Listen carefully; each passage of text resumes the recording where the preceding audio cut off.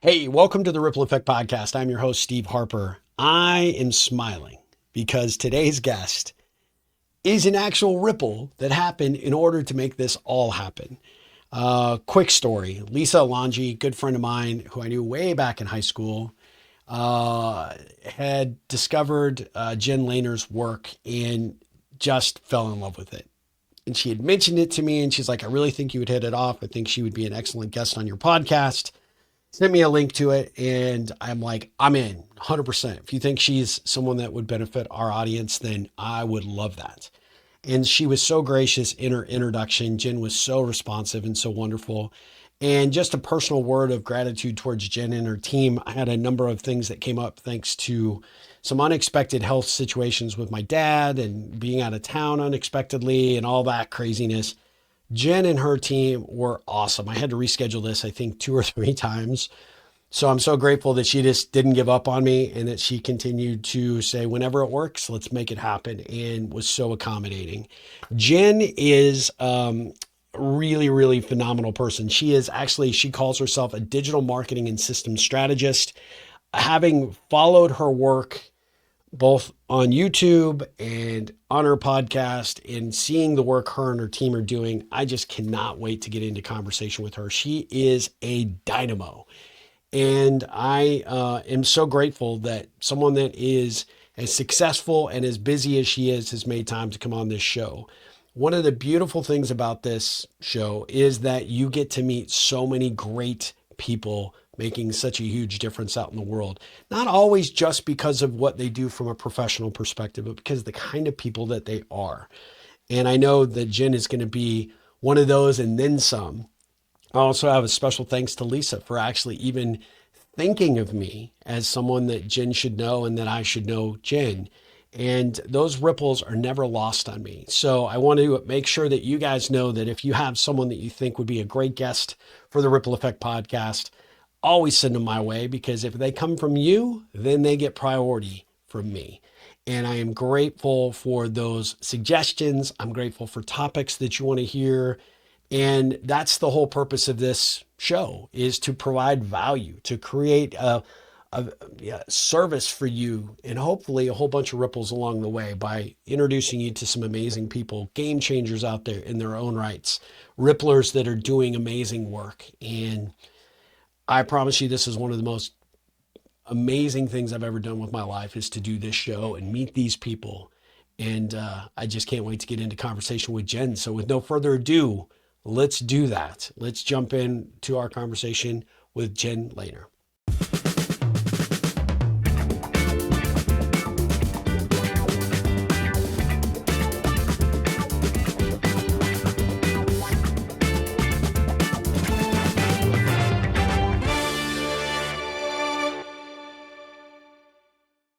All right, guys, I am super excited to have Jen Lehner in as our guest today to the Ripple Effect podcast. Jen, welcome. How are you doing Thank you. today? I'm doing great. I'm so excited to be here. Thanks, Steve. Well, I am super excited to meet you. And I first want to start with a sincere form of gratitude. You were so great in rescheduling a couple of times because I had some stuff going on with my dad. And I really, really appreciate your flexibility and your team.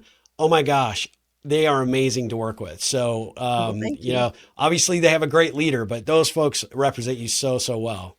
Thank you for that.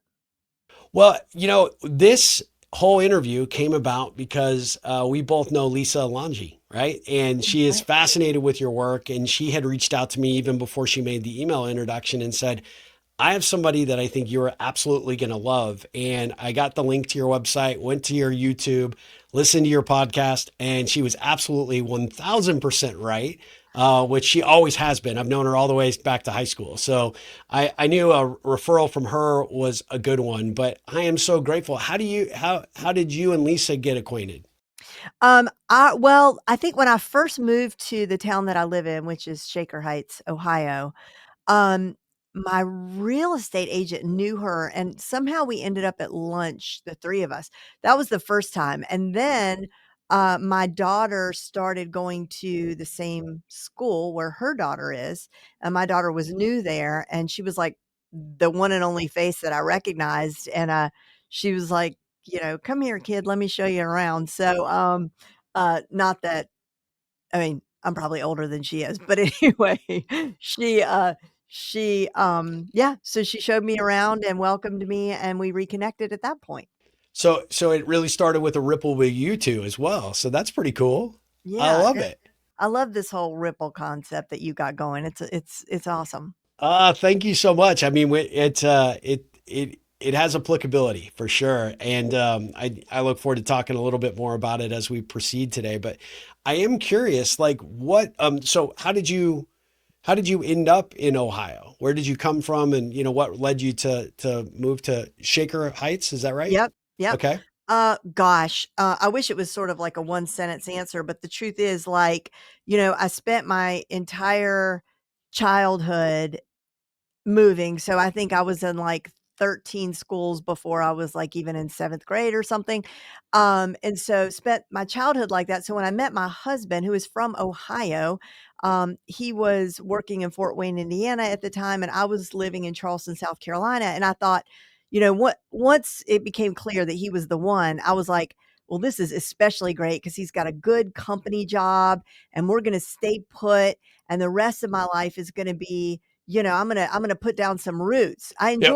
I did enjoy all that moving when I was a kid, but I thought, all right, we're gonna create a family and we're gonna give those kids roots, and I was really excited about that. And then about a year into our marriage, he said, there's this great opportunity in Seattle, but it's like a 2-year gig. Do you wanna go? And the truth is I really do like change, and, Sure. I'm good at moving, and Seattle, like, what a cool place. So I Yeah. was like, "Yeah, let's do it." Well, Seattle then turned into Toronto, then turned into Myrtle Beach, South Carolina, then turned into Columbus, Mississippi, then turned into Cleveland, Ohio, and that was because of his job opportunities at the time, and also his family was here, getting older, his folks needed him and needed us, and, yeah, and so that was, like, 14 years ago, and this is the longest I've ever lived anywhere in my life, so, Oh, wow. yeah. And obviously like it, even, even with the winters. I mean, No, you no, went to no, some let's places get that didn't something have as clear. brutal a winter, right?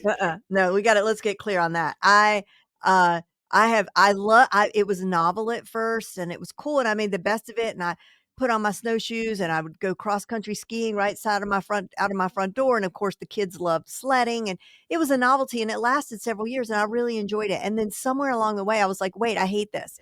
Oh, it was like, wait, actually, I don't like this at all. And it's because it's not the cold, it's not the snow, but anybody from Cleveland knows we have no sun. Yeah. And, people talk about how dark it is in Seattle. No, Cleveland is a million times worse than Seattle. We get a lot of rain, we get a lot of cold, and we get no sun. So we Oh, actually did 2 years ago, we bought a place down south just because I mean, I have to I gotta get out of here when in January, February. It's too much. where did you buy your place down south? Sullivan's Island, which is really like 6 miles outside of Charleston. Oh, how nice. Oh, that's beautiful. So Yeah. so you spend your winters there and Not yet because my nice. youngest is still in, she's got 2 more years of school. She's a sophomore in high school. Ah, But, like, she has what, like 2 years, 4 months, 3 weeks, and 2 days and 6 hours, yeah. but who's Not that counting? you're counting, right? No, Yeah. right, and then the minute that she graduates, we're gonna do the proper snowbird thing because it is beautiful in Cleveland in the summer. Yep. It really is. It is lovely here, but, uh, yeah, no, I you can have the rest You of can it. have the winter. Yeah. Well, I'm a big believer in trying to get an idea of kind of the origin story, and so all that moving around that you did, I'm assuming that you come from a military family background. No, no, my No? dad was just like he was a textile engineer, but it wasn't like he was with one company, so he was Yeah. just really,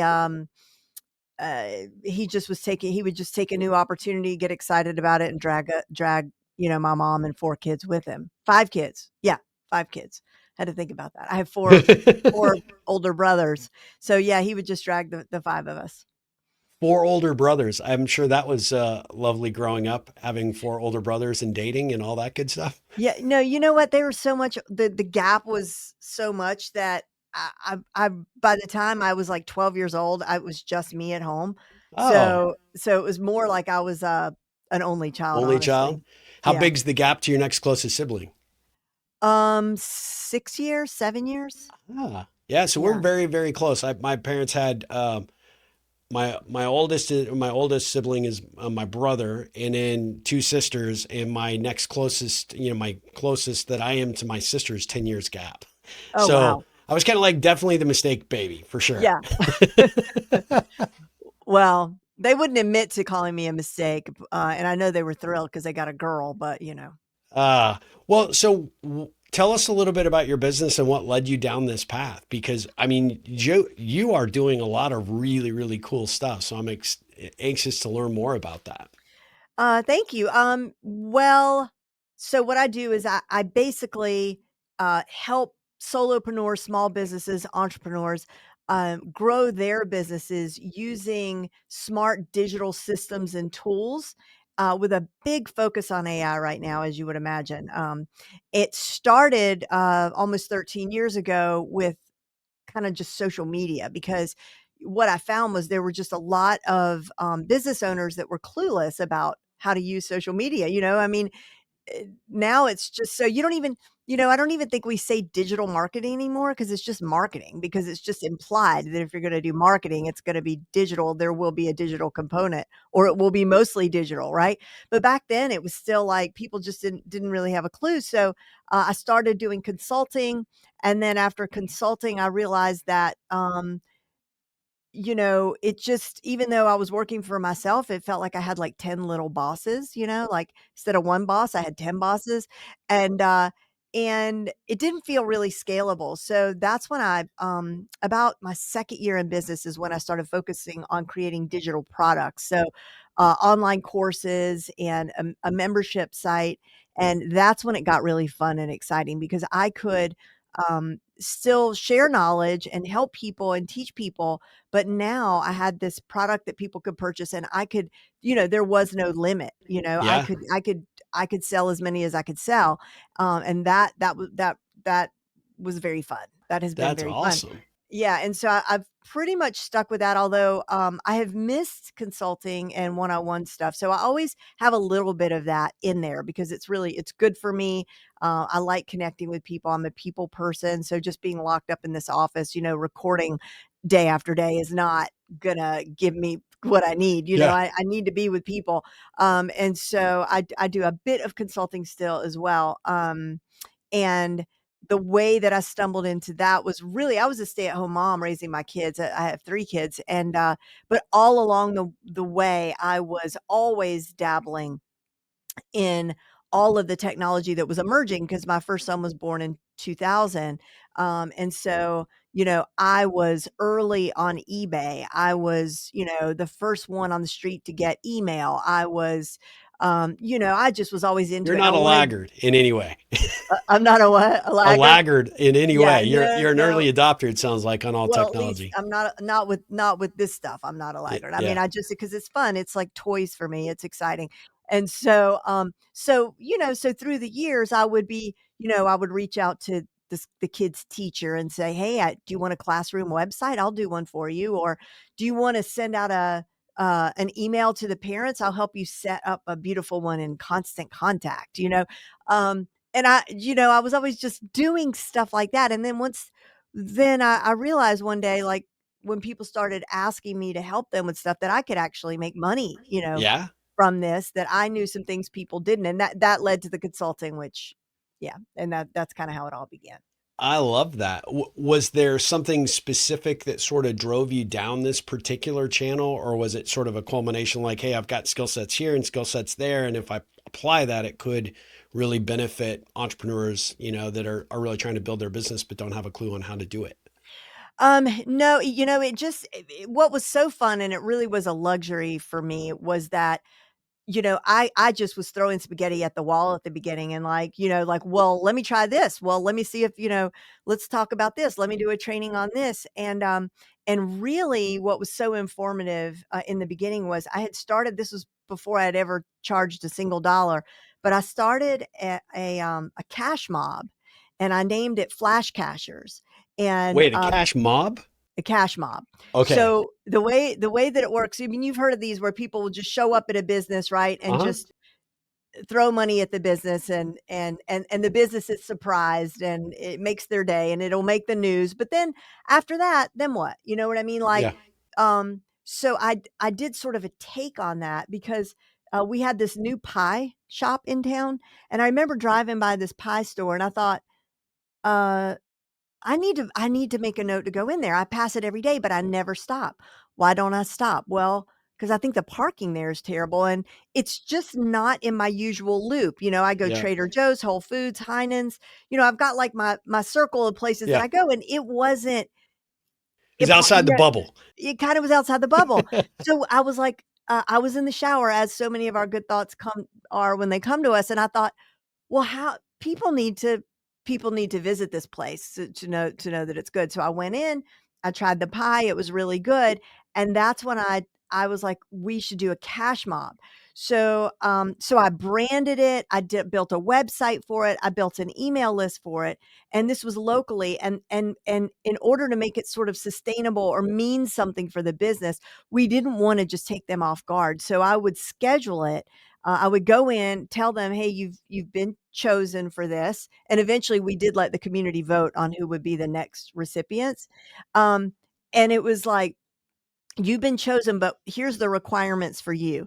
You need to offer a like certain discount minimum of like 10% during these set hours. Like so for 2 or 3 hours, you need to offer something significant of a discount.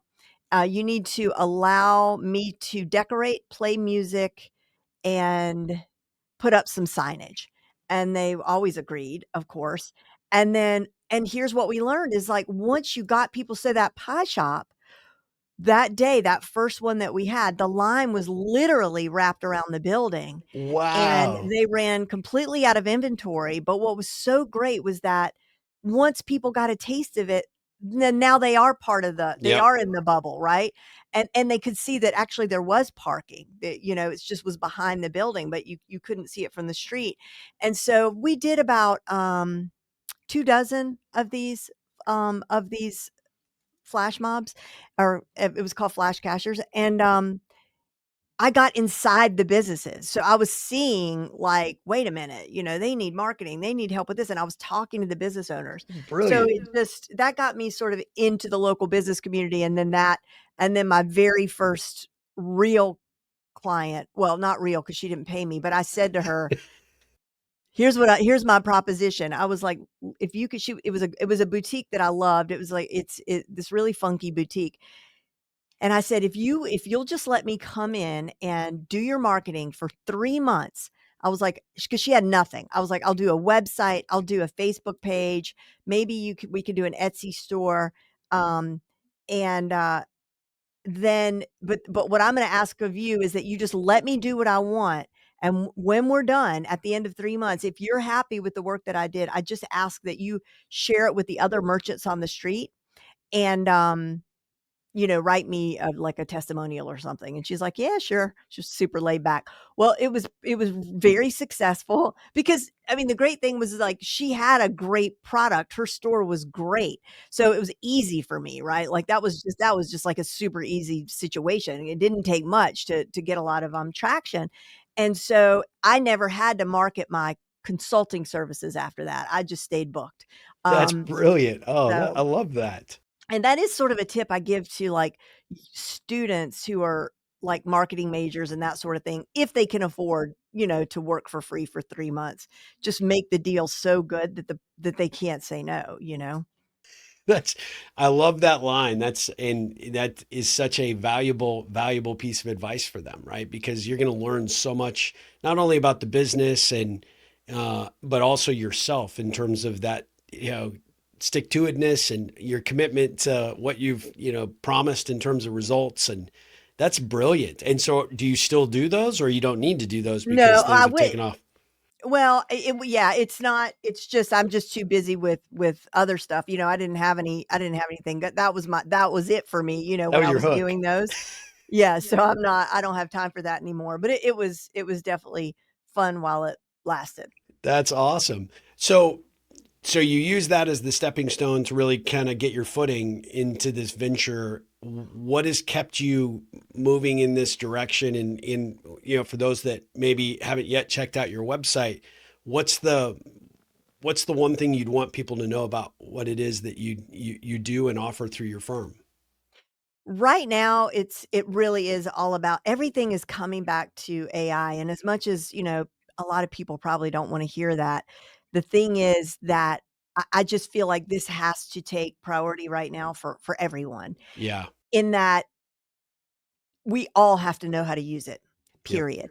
Yep. It doesn't matter whether you like it, whether you think it's ethical or unethical, whether you think, it's terrible for the planet, and by the way, it is. I mean, Yep. these things are, I mean, both things are true. There's a lot of things that are really bad and scary about it, but also it's here, and you have And to know not how to going use it away. because Yeah. it's going to affect every facet of our life. And I say that without trying to sound too hypey, because there's so much hype too about Yep.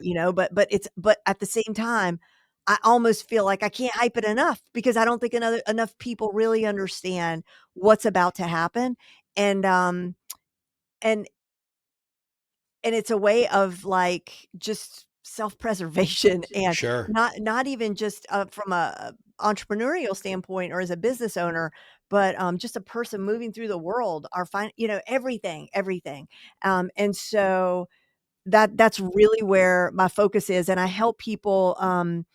I've got, like, online classes, and I have a membership site where I do, like, weekly calls, and I answer people's questions, and, really what I enjoy is right now is if I'm working with a company, let's say, and they want to integrate AI, but they aren't really sure where to begin and what makes sense, um, I love, or they have a problem, I love trying to figure out what is the AI solution to that problem. It's really fun. It's like, solving the Wordle every day. I mean, I just that is, like, super fun for me. So, Yeah. to answer your question, I help them with these online courses. I work directly with companies also, like, either doing implementation for them, consulting with them on how to do it, um, and, that's basically it right now. Well, and you have an AI course that you've got that people can take. It's an on-demand course. Can you tell us a little bit about that? Because I do think a lot of our Ripplers, we've talked about AI on the podcast before. There's a lot of head scratching around how it's going to impact, is it going to take my job? Is it, like you said, is it, ethical? Is it good? Is it bad? And I think there is a lot of interest to have someone like you that's a subject matter expert in it sort of lead you down the path so you have an understanding of what it is. Yes, it could be scary if it's an unknown factor, right? But at the end of the day, after you get some experience with it, you understand how to utilize it and leverage it. You really need to be on top of those things in order to stay out ahead of the curve so that you don't get bowled over by it. Yeah, and the course that you're talking about, it's just it's a short AI 101, right? So it's perfect for beginners, but there's also some stuff in there for anybody who feels like they already sort of understand ChatGPT and Claude and some of those. There's also there's stuff in there for everybody.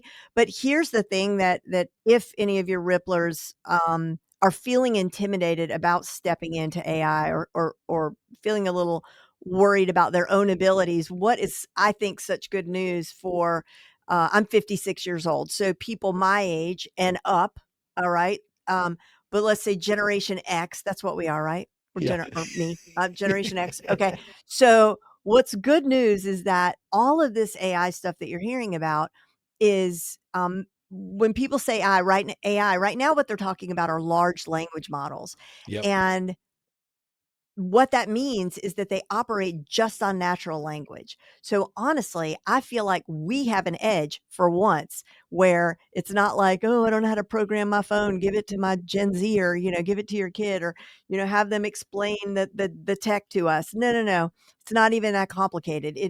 We're better communicators, I would say, I overall agree. than the Yep. kids, right? Because we've had more situations where we've had to communicate and be a little more strategic and know and how to, and we understand nuance and all of that. And so that sort of gives us an edge, as far I believe. Sure. And so as long as you can talk and communicate, then you can AI. We're going to turn that into a verb. You can AI if you can talk, and so it really is easy. What and how do people find out about your course? Oh, well, thank you. You can go to Jen Lehner, and that's Lehner, JenLehner slash Masterclass AI. Perfect. And we'll put a link in the show notes and make sure that everybody knows how to get there. But I appreciate that. And you're absolutely right. I listened to an interview not too long ago by where Reid Hoffman, the founder of LinkedIn, was being interviewed, and the guy that was interviewing him asked him, "What are your thoughts about AI? Is it going to take over the world?" And he said, "Yes, but there's an asterisk to it. You're going to be able to utilize that to really create all sorts of new things." He's like, think of the world before the iPhone came out, that everybody was accustomed to very small, capabilities in terms of text, and nobody ever thought the phone could ever get better, right? But look where it's come in just, a short period of time. He said if he had young kids today, what he would do is constantly have their headphones filled with podcasts and courses about AI. He would be providing them articles and books to read, and every free moment they would be studying something relative to AI, because getting out ahead of the tip of the skis, being knowledgeable and experienced, AI is not going to take the job of the people that know how to use the tool correctly. It's only going to enhance your capabilities, and there are going to be a lot of people that get left behind because the fear factor, and or they are just, they don't know where to start. So your course sounds like a very good place to get people that maybe aren't 100% comfortable with AI or haven't really looked into it, at least a little bit of exposure and opportunity to learn about it and not be so fearful of it. Yeah, and if you don't sign up for my course, what I do recommend, for everybody is there's some really good newsletters out there. I have a newsletter, but I subscribe to, gosh, a dozen newsletters, that will just keep you informed of, like, what's new, and, most of the good ones will have sort of like a little nice little tutorial or a prompt that you could try out yourself, and then YouTube, of course. I mean, there's just no shortage of information out there, you know? I mean, the problem is actually that there's no shortage of information in a lot of ways, right? Because it is a tsunami of information that is coming our way. But find a couple of people who teach to your liking, who you feel know what they're talking about, who you trust, and just maybe stick to one or two voices and start there. And you'll be on your way. I love it. And you're clearly one of those voices that I think people need to tune into. And I noticed on your website that you actually are an adjunct professor for Cleveland State University, talking about tools like AI and digital marketing. Tell us a little bit about that. Actually, I need to update my website. So I'm not an official adjunct with Cleveland State anymore. I mean, I might still be Now in you're the their, provost. um Now you're running no, I'm the dean. it. No, but I do teach from time to time at the College of Charleston in South Carolina in their business school. Okay. And not even as an official adjunct. They'll just have me come in and talk about Nice. AI, because you know what? Again, to the point of uh us having an edge. When I was there most recently, and this was probably about a month and a half ago, and I was teaching a class on AI, and I started the class by asking how many of you are using Chat GPT? And of course, they all raised their hand. And Yep. then I said, how many of you have heard of Claude? One person. One person raised their hand out of all those kids. How many of you heard of Notebook LM? How many of you have heard of, why is that happening? I How many? have no idea. Apparently, Okay. those tools are really happy you're mentioning So them I know because, it does understand it'll do that. oh, I know that's pretty that one, awesome. but I don't know what in this. Ah, I don't know how we got the balloons. I Maybe have no idea. That yeah. was like, wow. For those of you that are going to hear this on the podcast, we just had some very unusual graphics, balloons and bubbles that just popped up, and we don't know why, but Yeah, it's still just cool. yeah, Zoom recognized our or where are we? StreamYard Yeah, recognized our StreamYard. hand gestures. That's funny. Um, but, yeah, they didn't know. They don't know these tools. I mean, just because 'cause they're young doesn't mean that they're, way, that they necessarily know what's going on. They're busy trying to get those kids in particular, they're busy with their schoolwork, and they're not out there investigating and learning necessarily about all the AI tools. So to your point, Steve, like, and what, what's his name? Reid Reid Hoffman? Hoffman. Yeah. What he said about what he would advise and, with his kids is and, Mark Cuban recently just said the exact same thing, but, that's for all of us, like, listen to the podcast, read the newsletters, all of that.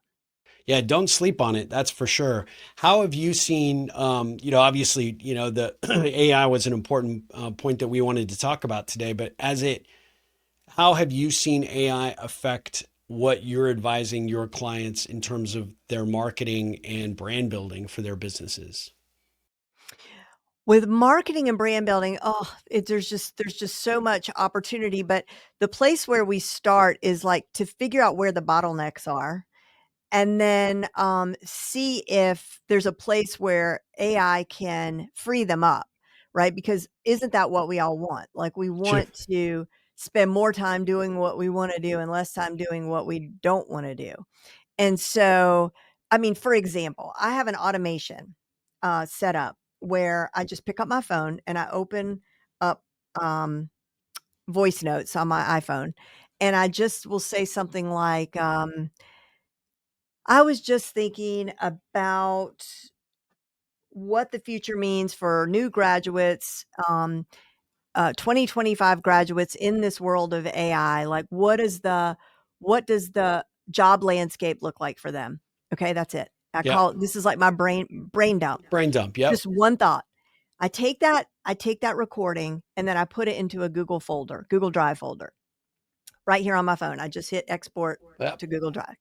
When it goes into that folder, I've got a AI automation set up. So that triggers many things to happen. And what happens is, I've got it set up so that from that one thought, it will develop it and create absolute finished copy for a podcast episode, a script, a YouTube script, a LinkedIn post, a Facebook post, an Instagram post, a reel, an email, a newsletter, like literally everything, but and the image to go with it. And it takes it all over to a Trello board, and I'm telling you, this is good content. This isn't that junk. When we all first heard about ChatGPT and we went over there and asked it to write a haiku, like, it's or a song or a poem, it's not that, Yeah. because there's a way and I show my clients how to get their AI to sound like them, to not sound like AI. So Yep. so by the time now it's always in draft mode. I don't let it just publish without me, approving it. But my gosh, that's hours and hours and hours, days of work Yeah. actually that I just did, like, just real quick, having just a little voice note. Yeah. So that's just one example. Well, even thinking through that scenario where as entrepreneurs, we tend to have these ideas and we would often go, let's say, to an agency model back in the day and say, this is what I'm thinking. I need you guys to develop all these, all the content and the resources. You would be looking at 2 or 3 weeks of time between the time that you were excited about the idea to their actual deliverables, and probably, hundreds, if not thousands of dollars of cost that you've just boiled down into a routine process that, you can decide to, say, yes, I'm going to use it, or no, I'm not. And right from there, that automation creates so much efficiency for you as the business owner and the business leader. That's huge. Oh my gosh. I mean, and just the deep research that is now available where you could go in and ask it to, you know, research any topic, or if you're thinking of a new vertical in your business or just a new offer or a new product or a new business altogether, to get it to go out and do the kind of research that McKinsey consultants charge hundreds of thousands of dollars for. Yeah. Like your AI really can do that and do it well for you. And then and be your thought partner in business. And that is kind of the way to think about it, is like, what are you what are the different job roles I can create? And let me create a little robot for each of those roles. So you have your finance department, your marketing department, and each of those can be AI doing and you can even, like, from there, even go down into micro tasks. Like I have a custom GPT, and the instructions that I put inside of it, which, by the way, you learn how to create a custom GPT in my course, and it will take you all of 5 minutes. It sounds fancy. It's not. It's if you could write an email, you could create a custom GPT. Yeah. So I just open up create, and the instructions I give are, um, how to take my YouTube script and create the title. Okay. And but it's not, there's more detailed instructions than that. I Sure. want to have 10 choices for the title. I want it to be highly clickable, like a Huffington Post article or a BuzzFeed article. I want it to make people feel compelled to click on it. Like, I've got all these, and then I give examples of good headlines. I only have to do that one time. Now it sits in this little custom job role of my title creator. And then all I have to do is paste the script into there without any explanation at all. It's literally just copy and paste. It spits out the thing that I need. And I can stack those GPTs. I could call them in one by one, to do the next thing, and then the next thing, and the next thing, without any explanation, because they've already been set up for that. That's incredible. Oh, I love that. I love that. Are the clients that you're working with today, are they, what's the general attitude of the folks that find you? Are they skeptical about AI? Are they, they just need somebody to hold their hand and help them get going? Or they're like genuinely excited, but they really need the core expertise that you bring to the table. And it's like, hey, I've got this, but I need somebody to basically expertly execute on it. I've got some people, I would say, that come begrudgingly. They might not be the owners of the company themselves, but the owners have said to them, like, you need to figure out AI for us. And so they kind of come dragging their feet. Hopefully, after a little time with me, that they get excited when they see how doable, easy, it all is. But mostly, the majority of the people that I work with, they're super excited, and they understand, because they're hearing it from all directions, that there's a lot of opportunity. They just don't know how to best leverage it in their business. Like, because the thing is, on the one hand, I want everybody to explore and play with all the things that they're learning about. On the other hand, you could create more work for yourself and bog yourself down if you're chasing things that really you don't need for your business. And so, unless you're doing what I'm doing, which is you're becoming an AI educator, you don't need to know and do all the things, Yep. right? And so, that is problem, or I would say challenge number one, is like figuring out what makes sense for your business in your life. Well, that's where I think a lot of businesses really struggle, just based on my experience being kind of a consultant in a relationship strategy, is the folks that are in trying to figure out how to scale or grow their brand. They don't they don't know how to get there, right? So they Mm, need someone like you to say, okay, let's kind of take a clean sheet approach here, and let's figure out, just because you're hearing AI is really cool, or that you need a huge social media presence and maybe you need a social media manager, doesn't necessarily mean that that's what you want to do. And I like right. the approach that you take, and what I've gathered from your website is it's very cause and effect, very, results oriented, very intentional. But there are things that you can do with intentionality that that you'll see results on. And that's where people, are probably no doubt beating a path to your door, because most of them don't know how to even get to that first step, right? And by the way, I can't see anybody begrudgingly not want to talk to you.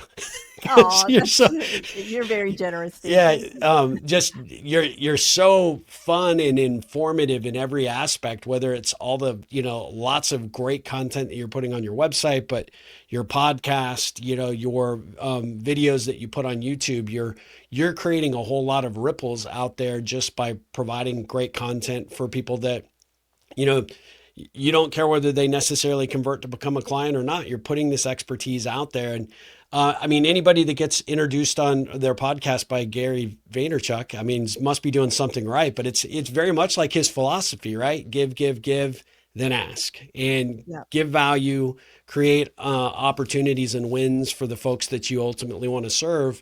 And when they see the results, they'll want to come back and they'll want more of that. Yeah, I mean, any of us, whatever our industry, you can never go wrong with that model, right? Yeah, Just give and help and give, and yeah, and the right people will come back and I do love that. business with you.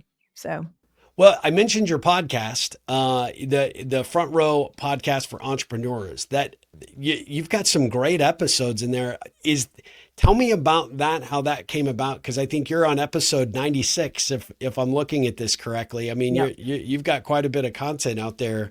How did that come about? Is that just the natural extension, or you get so excited and geek out that you got to be able to share more to a wider audience that way? Oh, no, it's a funny story how that came about, and honestly, I should be at 596 episodes right now, so I have not been consistent with that podcast. I do a daily flash briefing that's like a 3-minute podcast that you can hear Oh, on Amazon Alexa and Google Home, and that's just like the news, and I've been so consistent with that one, but my big podcast, I haven't been consistent, but I will tell you, it's pretty good. I was out for a walk on a Sunday, and I was listening to Gary Vaynerchuk on uh, James Altucher's podcast. yeah, I love And James. I do too. And they were chatting, and uh, just out of nowhere, as he often does, Gary Vaynerchuk was like, you know what? Here's what I'm going to do. Anybody who starts a podcast right now and publishes 3 episodes, I'm going to come on their show. And James Altucher was like, "Yeah, I'll come on their show too." And he's like, "All you gotta do after you get your 3 episodes up, send me a tweet and use the hashtag, Hey Gary and James, I started."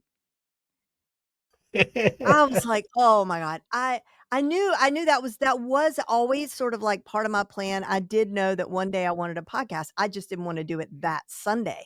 But I made a U-turn, and here's my thought process. I was like, "Well, there's a gazillion people listening to this episode. They're all gonna start tweeting at him. They're all gonna go and do this. I shouldn't even bother." But then I remembered something really important, and that is, and this is one of those things you only get as you get old, is that because you start to learn more about humans. And one thing I've learned is that what we're most humans don't take action like that, Yep. right? You Nope. can't assume most people really don't take action like that. So I was like, I'm going to go home and do this. So I watched some YouTube videos on how to create a podcast. Um, and I got 3 episodes recorded, just I think me talking about whatever. They're horrible. And then I started tweeting, and I kept getting ignored, and I kept tweeting, and I kept getting ignored. And so I decided, well, I'm gonna go after James. So he wasn't easy to get. He wasn't easy to get either, but I got James Altucher. I got him on my podcast. He was so wonderful. He would have stayed another hour. I had him for an hour. He would have stayed another hour, but I ran out of questions, and I was so nervous the whole time but he was so generous, so wonderful. So then what I did was, I started tweeting again at Gary, and I was like, "Well, James kept his word. What about you?" And, and then, his assistant reached out to me finally, and, but then I got ghosted again for another long period of time, so I went back to that podcast where I originally heard them, and I cut out the part where he made the promise. And then I tweeted it and I was like, "Well, I guess you're not gonna keep your word." And I really just publicly shamed Oh, him, essentially. So they booked it. So they booked I it. He love came it. on the show, and because here's what I knew, and this is why I went after it so hard, is that it was like I knew if I got Gary Vaynerchuk, who was the hottest name at that time in digital Sure. media, if I got Gary Vaynerchuk on my show, I could get anyone on my show. They wouldn't necessarily look at how many downloads I had. They would just see I was legit. It would legitimize my podcast. And guess what? It totally did. And that's why I asked him before we concluded. I said, "Will you please record the intro to my podcast?" And so he says, like, "Hey, it's Gary Vaynerchuk, and you're listening to the Front Row Entrepreneur with our girl Jen." And so that's the intro. And then I went after Seth Godin. Seth Godin came on. I mean, I've got Whoa. everybody. I got everybody. They all came on my show because I had these. But meanwhile, they didn't look at my downloads. I had no downloads. I had no. But they came and they spent time with me, and it was great. And then eventually, I built up, some listeners. I haven't done myself any favors by not being consistent with that show. I'll tell you, that's shame on me, but anyway, that's a very long answer to your That's question, awesome. but that's how the podcast came to be. Well, so you mentioned it though. How do people get the morning briefing from you on their Alexa? Can you tell us? If you go in, they don't make it easy. If you go into the app on your phone, into Okay. your Alexa app, and you go into the skills section, and you just start typing in front row entrepreneur, it should show Okay. up. Okay. I think you can actually subscribe to the briefing now via all the podcast channels too. And I don't know how you get it. Google Home, what my listeners are telling me is that they just signed up for tech news to get those announcements. And then I'm Uh-huh. somehow like lumped in with the tech news. But so I should know how to tell you how to hear those, but I don't really even know. And you could also ask Alexa. You could say, Yeah. "Alexa, play the Front Row Entrepreneur Flash Briefing," and see what happens with that. Okay. We're gonna all try that. I mean, all my Ripplers are gonna do this. We're gonna plug in for sure because Thank you you. you are absolutely brilliant. I could talk to you all day long. I noticed on your description that you were voted most likely to be class clown. So if you weren't doing this, what you're doing right now, I definitely think that there's like you should be a comedian because Oh, you are yeah, funny no. as hell. I'm not, and I don't, and I'm always the last one to, I mean, I'm goofy, yes, but I'm always the last one to get the joke. 5 minutes later, I'll laugh and say, "Oh yeah, like now I get it," and I always feel so dumb. So, but thank you, thank you. You are very generous, Steve. Well, Very see, when you're generous in the host. front of the room, you tell the jokes. It doesn't matter whether you get them or not. You're going to crack people up regardless. So. Well, Well, so like I said, I could talk to you all day long, but I know you're super busy. But I always like to finish these interviews, and we're definitely going to have to do a follow up to this because you're just, oh, this is so much fun. But I like to ask some Ripple connection questions just to give people a little sense of kind of who you are a little bit outside of the business. Even though you were moving around at the age of 7 a lot, it sounded like, and you weren't part of the witness protection program, so that's good to not that know. I know of. Not that you know of. What did you think you wanted to be when you grew up? I wanted to be an actress, and I wanted to play Laura Ingalls Wilder, on Little House on the Prairie.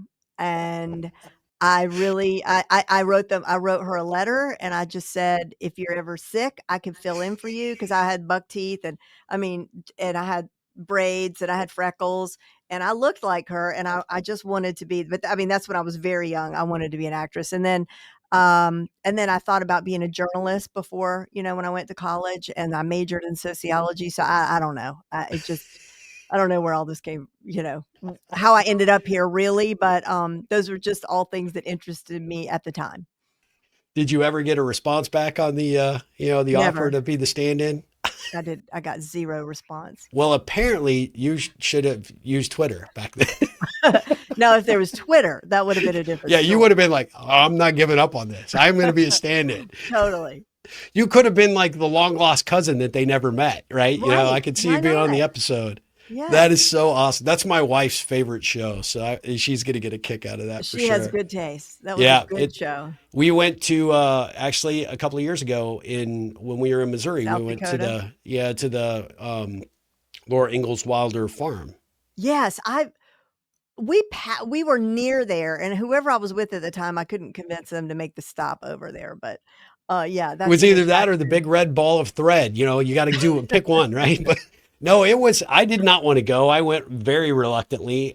We had, our kids at the time were too young, boys, and they did not want to go. And we got overruled. And I'm glad that, we went. It was really, really fascinating and amazing to see, just how much they were able to preserve of, her actual history and, her technically her home and, how much of the actual story that made it on TV was actually just true. So it's pretty Wow. cool. Yeah, Very, that very is cool. cool. So that's what you wanted to be at 7. What about now when you grow up?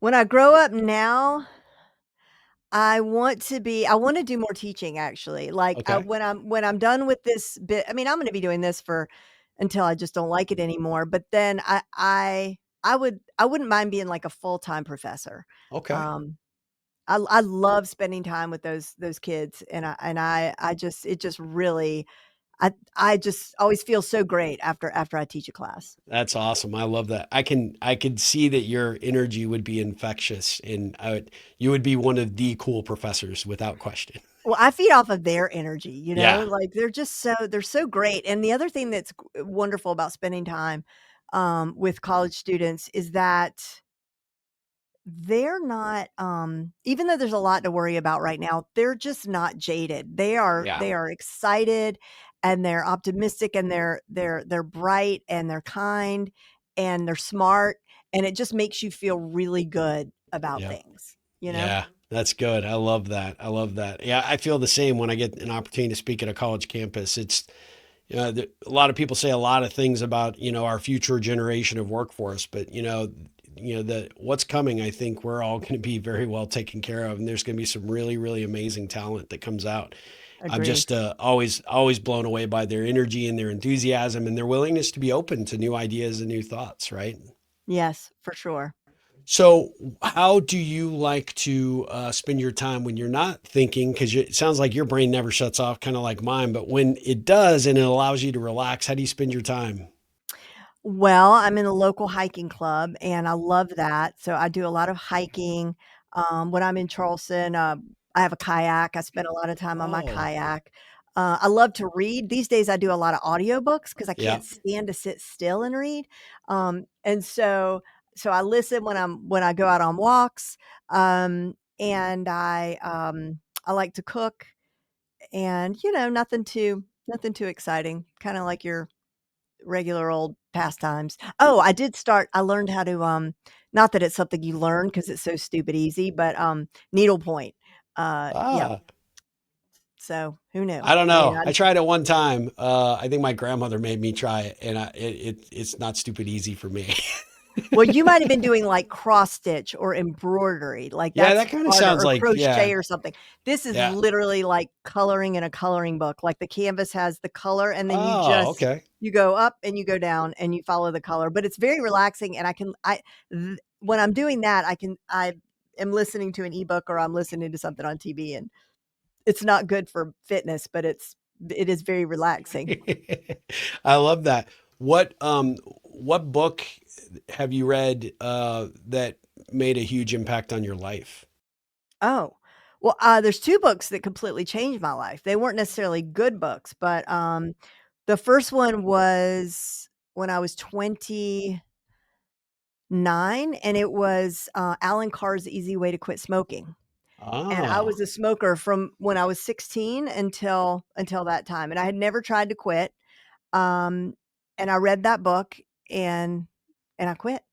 that's And so I cool. recommend it to everybody. I mean, I hate myself that I ever did that, because even though I've been quit all these years, I'm always afraid, when I go for my physical, I'm just waiting Sure. for the news, because I mean, what a stupid thing to do.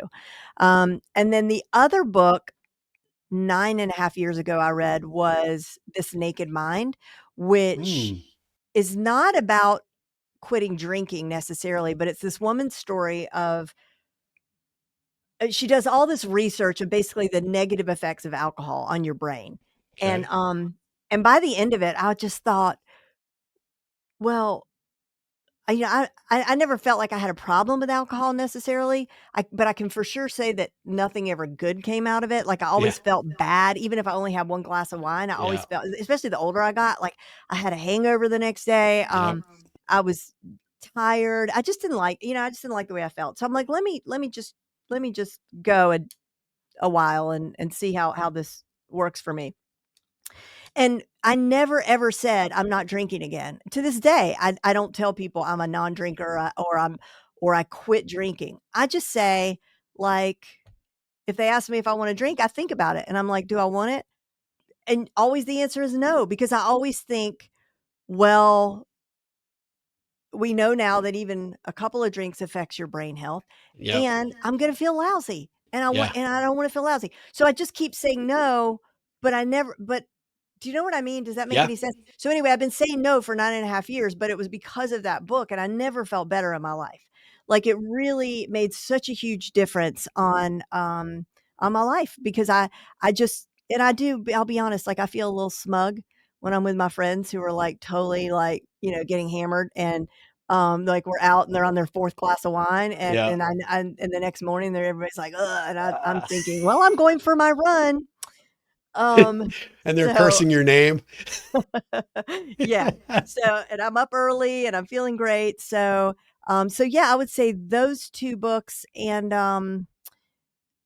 then, business wise, like, the 4-Hour Work Week was, Yeah, made Tim a big Ferriss. Yeah. impression on me. There's so many though. There's so many. I love it. And it sounds like you're a big audiobook, listener, which I am as well. Cause older I get, the less inclined I am to sit in a chair and read a book. Although I love books, I will go get the book, even if I bought the audiobook. But Yeah, me too. If it's a yeah, book that was really good, I want it in my library. Yeah. that's right. Yeah. I'm the same way. Well, What would you, what book oh, changed your life? that's a great question. I actually, there's been several, but one of the first ones is a Midwesterner that I got to meet that actually inspired me to write my book in the first place. Harvey McKay. He wrote a book called Swim with the Sharks Without Being Eaten Alive. It was a business book, mainly what he calls the McKay parables, essentially tips and ideas that he put into practice that made him very successful. He owned an envelope manufacturing company out of Minnesota. And my dad brought it home. He was an engineer. They'd had somebody come in and do a presentation or whatever, and he had an extra copy. He said, "Hey, I think, I had an interest in business early on. I was involved in DECA in high school and very active in understanding what entrepreneurship was around about. My dad didn't understand any of that. Worked at a corporation and never wanted to ever own his own business. So he gives me this book, and I read it, and I read it, and then I read it, and then I read it. It just kind of became my Bible. So fast forward several years later, many years actually later, I had sold a company, and a friend of mine was responsible for our local entrepreneur organization here in Austin, and they were bringing Harvey in to do a presentation. And she said, "Hey, we get an opportunity to actually meet him at the reception ahead of time. So would you? You're gonna be my plus one because I know you're a huge fan." Because then I read all of the I think his other book title that I really loved was "Beware of the Naked Man Who Gives You His Shirt," right? And then just alternative mode. I mean, just he's a Love phenomenal that. guy. And so I go to this event, and he was actually promoting his book called Fired Up for people that had lost their jobs. Connie Chung is an example. He had interviewed Connie, and she had been, kind of waylaid off of the CBS Evening News. And he profiled a bunch of well-known people and how they turned what was perceived as failure into a positive. And so, he's signing the books, not really talking to anybody. And I just happened, my heart was pounding because I'm a super fan, right? And I said, "I'm actually writing my own book right now, and you're the inspiration behind it." And he was like, "Wait, what?" He's like, Wow. "Here's your book, kid, but go stand over there." And I'm like, "Oh, am I in trouble? I don't know what to do." And my friend at the time, she was like, "Yep, see, you're rippling right there." And so he comes over and he talked to me for 20 minutes. That they cut the line. He was going to doing this big keynote after dinner and whatnot. Spent like 15, 20 minutes with me talking. And he said, Wow. "Best advice I could give you is don't go to a publisher and don't get an agent." He's like, "If I had everything to do all over again, I would do it all on my own." And I said, "Well, that's kind of what I was thinking." He said, "I tell you what," he gives me this napkin, "write your address down. I'm going to send you something. Couple probably a couple weeks later, I'd actually even forgot he had asked for my address. This big envelope shows up, and it's all these handwritten notes from Harvey and all these articles about how to make your book in your own terms and to be successful as a self-published author. I mean, it must have been 50 pieces of content that he had collected and then told me why he was giving this one to me or what to do with this one. Wow. And I was so honored. So, of course, I decide I'm going to go back to the well. Like when my book's coming out, I'm like, would you do like like the intro or testimonial or something for it? And he's like, no, I can't do that. Part of the reason I told you to self-publish is these publishers, they're jerks, right? They won't let you do anything without, control. And the lesson I learned from him is if you were going to do a book and you were going to eventually become a speaker, you own the front of the room, but then you also own the back of the room. And he said Mm, the one thing that he had learned is he worked a lot and very hard to make other people money through the publishing business. mm. And he said, you end up doing all the work anyway, but at least this way you get to keep the profits. He said that was one of the things that he was prohibited from doing, but he really appreciated me thinking of him. Stay in touch. And I figured, sure, that's just, probably his assistant telling me. But when the book came out, I sent it to him. He called me, said, thank you so much. It was really honored to get it. And then believe it or not, I think he is now 98. He's up there. Just came out with another book. This was 22, I think 2022. And I happened to reach out to him and I said, hey, with the new book coming out, I kind of swung for the fences like you did with Gary and James and Seth. And so would you come on the podcast? And he said, oh, I don't do podcasts anymore. He goes, but I'm going to have my assistant reach out to you. And the assistant reached out and said, we want to send you an autographed copy of the new book. Harvey's very honored you offered, asked him to be on the podcast, but he just doesn't do those things anymore. And send me your address and I'll send you this book. And sure enough, like a week and a half, 2 weeks later, the book shows up and he's like, Steve, still rippling. so Oh, wow, he anyway, remembered. so yeah, What a so nice guy. he'd have to be one of my favorites. I also like, I'm a big fan of Malcolm Gladwell. I'm a big fan of Mm, Tim Ferriss. I like anybody that pushes you and stretches you, right? And those are the things that really I enjoy the most. And so those would be a handful of mine. thank you. Great. Yeah. Well, so last couple of questions. What is your superpower? So apart Superpower. from being so Yeah. easy to talk to, because Oh, that's thank you. definitely one of your Yeah. superpowers. No, thank you. My superpower is that I'm able to take complex information and simplify it for people.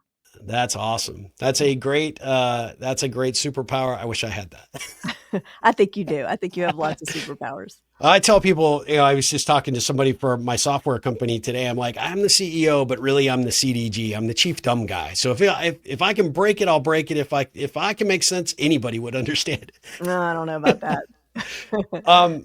The last question, well, three questions. This one is if you had the opportunity to put a billboard up with a message that everybody would see on the way to work or to school or on the way home, what would that message be? The message would be, I hate to steal a company slogan, but it really is just do it. Yeah. But there's a lot of things underneath that. It's like just do it because no one is paying attention to you. Like, do you know what I mean? Like, I Yeah. think it took me, 50 some odd years to sort of really understand that like people are too concerned about themselves. And if you do it and you mess up or you make a fool out of yourself, like really nobody's paying attention to you. You know Yeah. what I mean? And so, Yeah. and it's very freeing in a way. So it's like what and we're all gonna die. So like just do it Yeah. because of that too. That's the other like subheading. Like I just love it. do it because you're gonna die. That's a good one. I like that. I like that. When you hear the phrase the ripple effect, what does that conjure up for you? What does that make you think of? Community. Ooh. Um, yeah, because success by yourself is just it it's it's actually an oxymoron. Like we need community and what you get back is exponential to what you put in.